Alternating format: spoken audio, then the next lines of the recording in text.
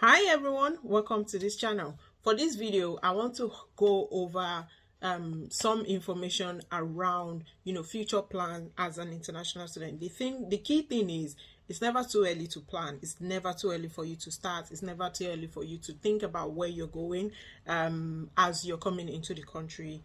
For me personally, when I came, don't be like me. I think I would just say my journey is just how God wants it to be. Because when I started my plan of coming into the country, it started, when you do it was just like a joke. It wasn't serious. And even when I was on my way to come into the country, I remember at the airport I actually met a man who was traveling to another country. I can't remember which, and the person was like, don't come back. And I'm thinking, no, I'm coming back. I'm only going there for a year. What am I gonna do after that? I'm coming back, in my mind anyway. It's not like I told him, but it was like, don't come back, stay over there. And he said, when it's time for you to get married, let them send you a husband. It's like, send me a husband. Is it like a DHL or Passo Force they're gonna use or something? So, but anyway, I didn't plan on staying back at all. I honestly, and then when I came, it was those times where the post-study visa had been taken off, so it was just 1 year and I think 1 year and 3 months or so that we had on our visa, and so I did not see myself staying back. I thought I'm finishing my masters and I'm heading back to the UK. So, but I mean, I'm still here, and I guess I still was able to make good use of the opportunities that are around me, even though I didn't plan for it. But now that I've gone through the experience, I would say the best thing is for you to plan ahead. So if you're planning on traveling abroad, it doesn't have to be UK, it could be any other country. But if you're gonna go, my advice would be have a plan, have a game plan even before you leave. Are you coming back? What job are you coming back to do? If you're going to stay back, if you're thinking of staying back, what are the processes or what are the outlets that you can use to get to that point of staying back where you could actually stay within the country? So for me, my advice would be have that game plan. If I'm coming back to Nigeria, for me, because I'm a Nigerian, as an example, where am I going to go? Where am I targeting to work once I come back from the UK? And similarly, if I'm going to stay in the country, in UK, what are the outlets or the channels that I can use to ensure that my stay is intact and on point once I come into the country? So having that game plan is something that is very key.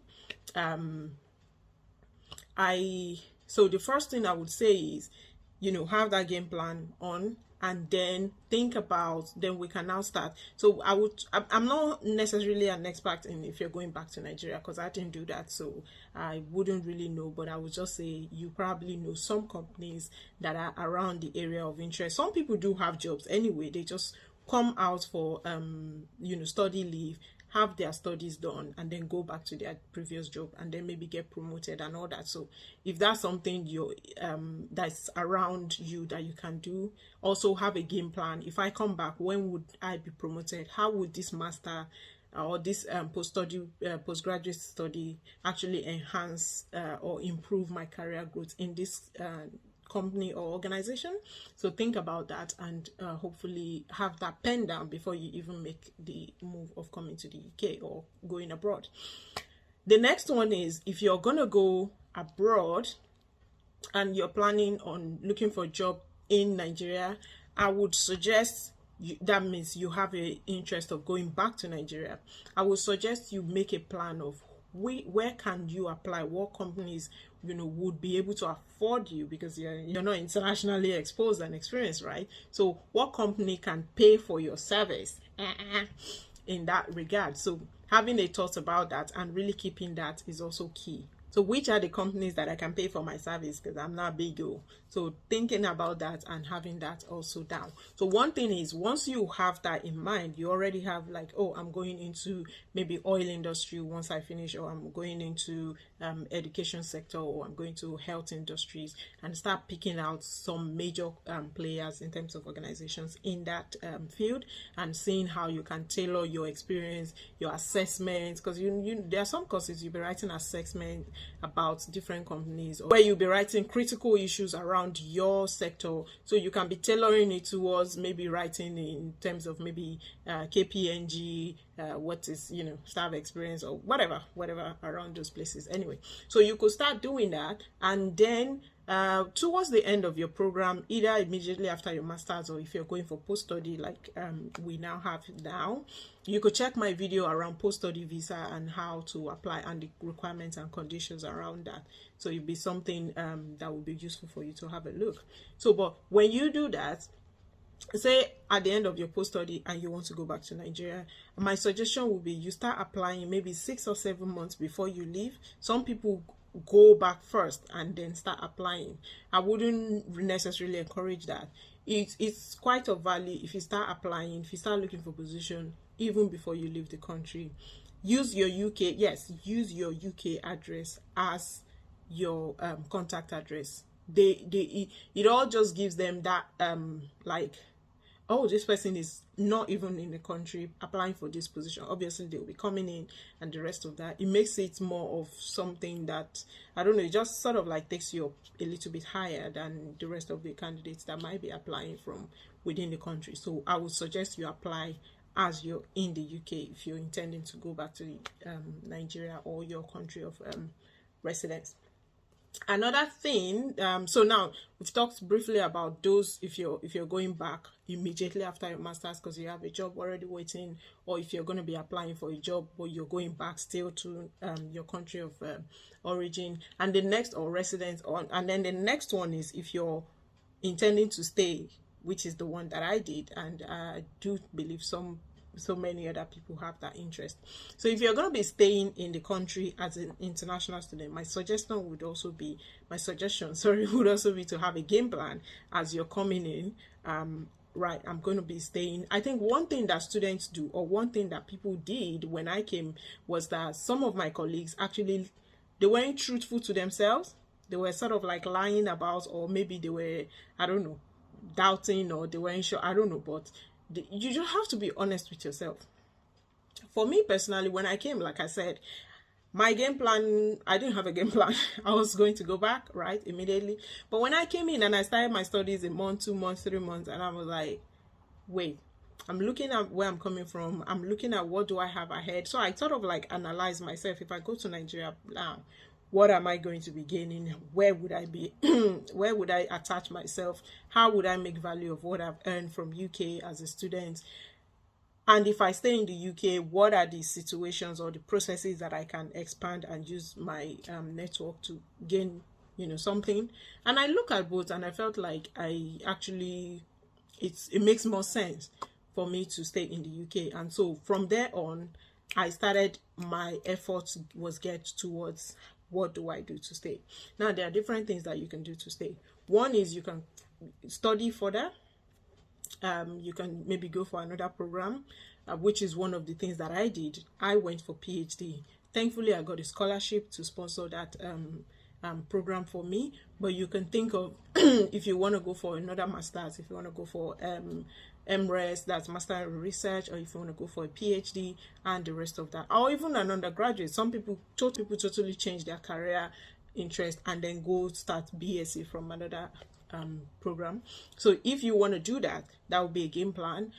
The next option is, I mean, this I'm just going to briefly mention because it's not my area of expertise. I wouldn't know about that, but some people do find, I know a friend who found, you know, the love of his life, and they got married, and obviously they are now settled in the country. So that's not necessarily a game plan, but that's something that just happens, and it so happened that that's what they wanted to do. That can be another scenario that can happen that's not planned for, but mainly what you can plan for, because this is obviously going to be within your sort of like your control, would be to have a consideration of job options. If you watch the video that I posted from the British High Commission, sorry that video is not very clear, but I just wanted it to sort of like go out there for those that are still considering UK, to see that the UK government is actually pushing and making efforts to entice and get Nigerian students, obviously all other international students as well, into the country.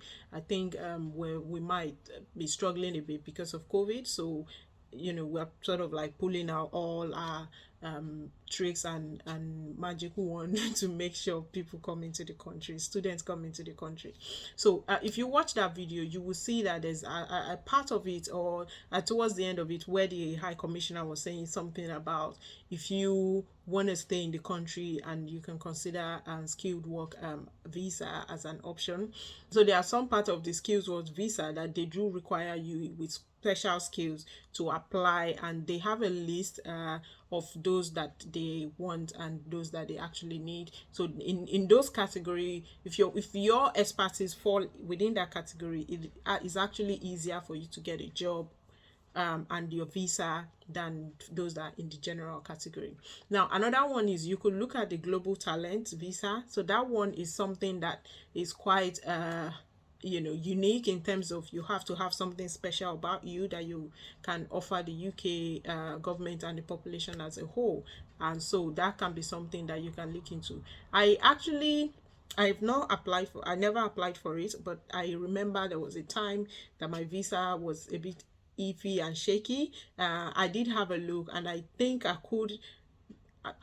I'm not sure, but I think I could have maybe qualified. I think I could have qualified for that visa,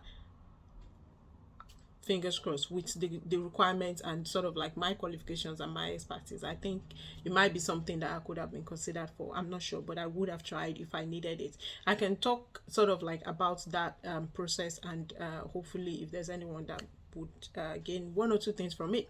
Now the next one, the other part is that you could also look out for some tier 2 sponsor visa companies. So there are some companies that are actually able to sponsor you. This is something that will be quite useful, especially when you do your post study visa route. So especially when you do your post study route, you would, because by then you would have had access to some of these companies and organization, and hopefully you can impress them and then like apply for a more permanent role within the organization.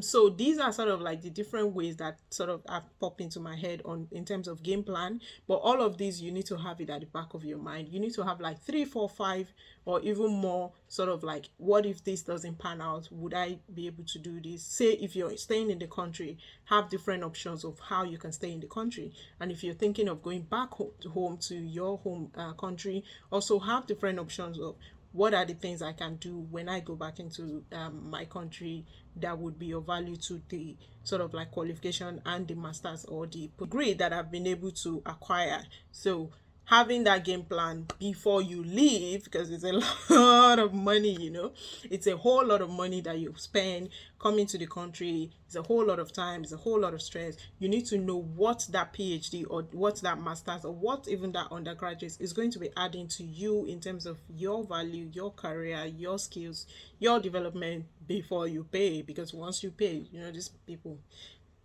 sorry, these universities, we're all about your money. You bring it in, we take it, but you need to know what you're going to be doing with it in terms of the qualification after you graduate. And hopefully this is going to be something useful for you. I will see you all in the next one. Bye bye.